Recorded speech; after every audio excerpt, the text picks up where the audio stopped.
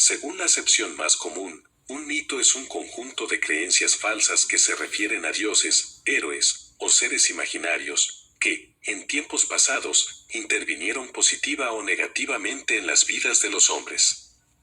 Estas creencias conllevan ciertos ritos, ceremonias y tradiciones, supuestamente exigidos o sugeridos por este tipo de seres.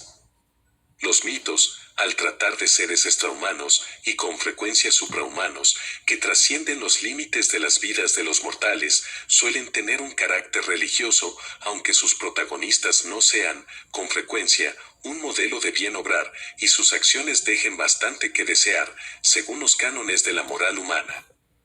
Otra característica de los mitos es la complejidad y confusión de las mutuas relaciones entre los diversos dioses y héroes. Cuando estos son seres humanos glorificados, sus acciones se distorsionan y se exageran enormemente de modo que estén a la altura de las de los seres suprahumanos.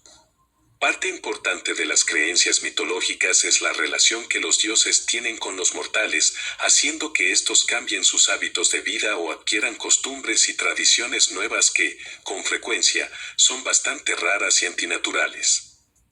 Prescindiremos en parte de lo que algunos mitólogos nos dicen acerca de que los mitos, en el fondo, son ideas arquetípicas o modelos que la humanidad debe tratar de imitar o hacia los cuales debe tender. Sin embargo, sí tendremos en cuenta las características fundamentales que aquellos les asignan a los mitos para ver si las mismas están presentes en el cristianismo. Hay otra corriente de pensamiento en cuanto a los mitos que sostiene que estos, lejos de ser una pura fábula irreal, son, por el contrario, una realidad distorsionada, tanto por el paso del tiempo como por la mente del pueblo. Pero en el fondo, tanto mitos como leyendas proceden de hechos históricos.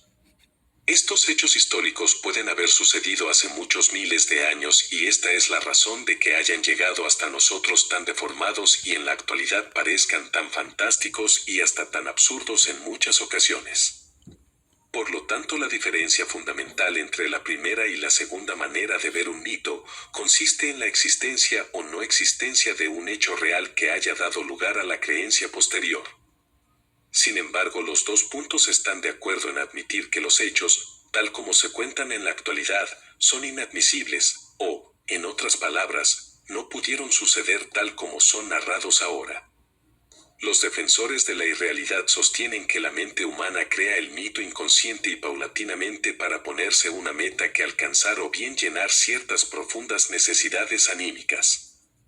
Por otro lado, los defensores de la realidad propugnan que la mente humana, alrededor de un hecho remoto y de alguna manera extraordinario, se dedica a fabular, convirtiéndolo igualmente en propósito que conseguir o en motivo que recordar.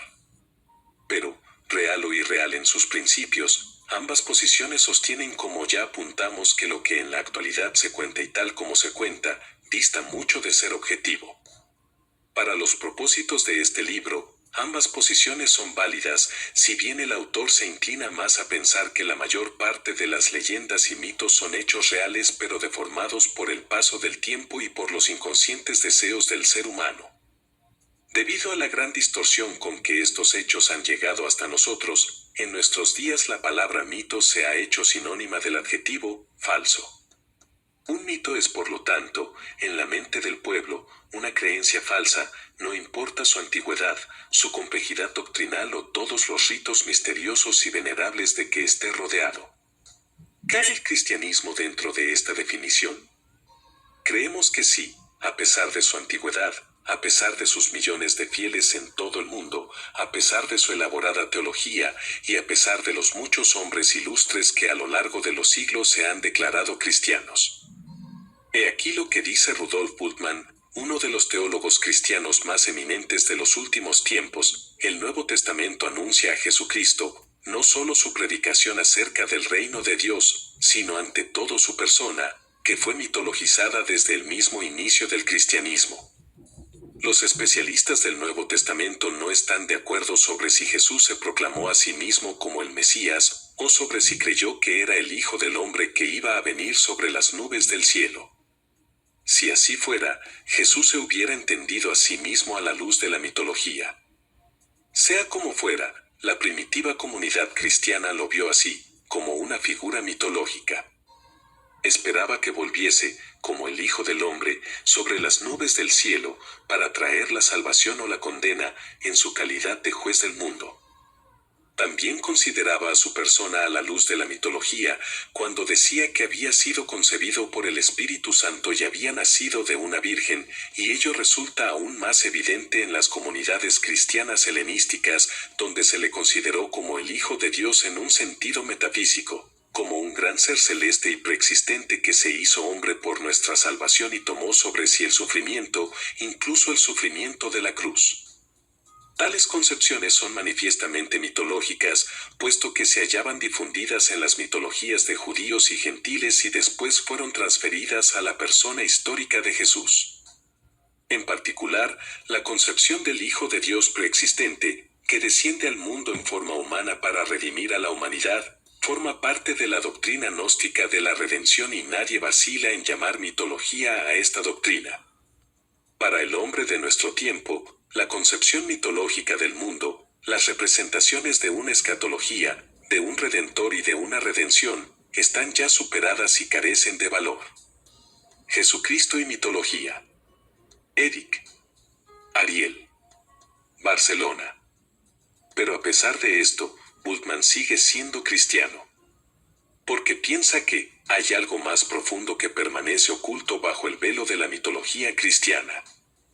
Y a eso más profundo es a lo que él quiere llegar a través de su método, a este método de interpretación del Nuevo Testamento, que trata de redescubrir su significado más profundo, oculto tras las concepciones mitológicas. Yo lo llamo desmitologización.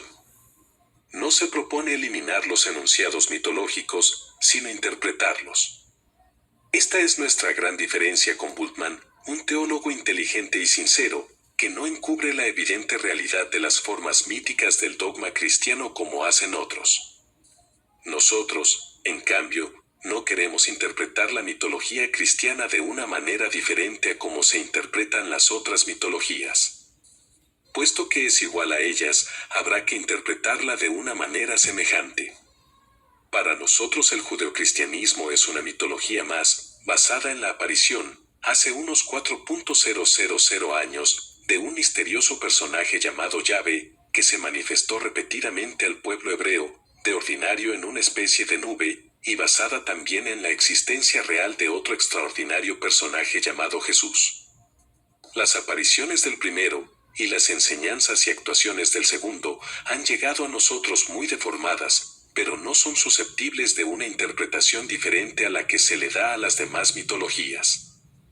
Es notable el contraste del pensamiento crítico con que los seguidores del judeocristianismo se enfrentan a los otros grandes mitos religiones y la ceguera que manifiestan cuando se enfrentan a los evidentes rasgos míticos de su propia religión. E igual que le sucede a los seguidores del judeocristianismo, le sucede a los seguidores de las otras religiones. Ello es una prueba de que los mitos tienen unas raíces muy profundas en el ser humano, que van más allá de su racionalidad y que tienen que ver con sus genes, con el desconocido funcionamiento de su cerebro y de su mente, con el inconsciente colectivo, y quién sabe si hasta con vidas anteriores, o con la existencia de espíritus en torno a nosotros, que sin que caigamos en la cuenta, teledirigen la existencia humana. Es cierto que la ciencia no admite esto, pero también es cierto que aunque la ciencia sabe mucho de cosas materiales, de todo lo referente al espíritu y al más allá, no sabe nada.